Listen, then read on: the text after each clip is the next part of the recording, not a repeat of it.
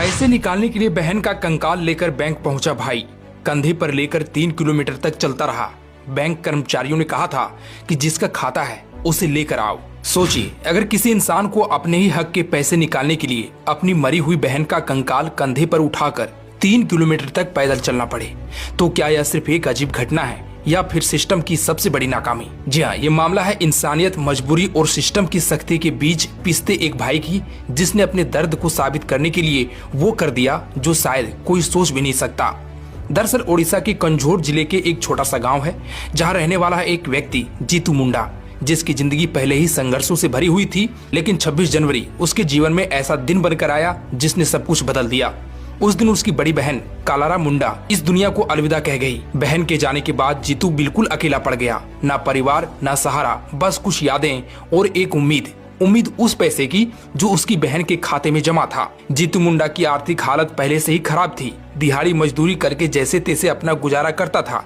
ऐसे में बहन के खाते में जमा 20,000 रुपए उसके लिए सिर्फ पैसे नहीं थे, बल्कि जिंदगी चलाने का आखिरी सहारा थी।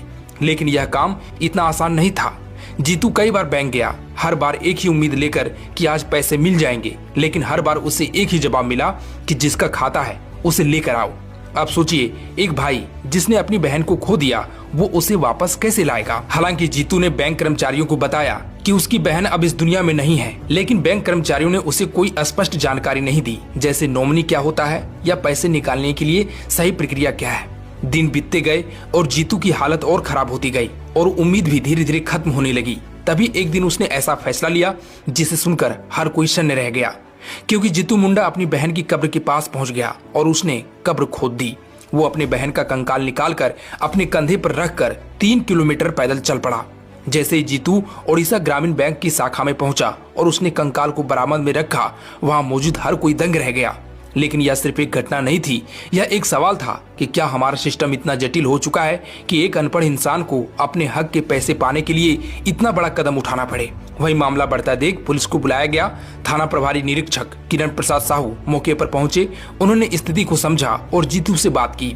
पुलिस को पता चला कि जीतू पूरी तरह अनपढ़ है। उसे यह तक पता नहीं था कि नॉमिनी क्या होता है। उसे सिर्फ इतना पता था कि उसकी बहन के खाते में पैसे हैं और वो उसका हक है।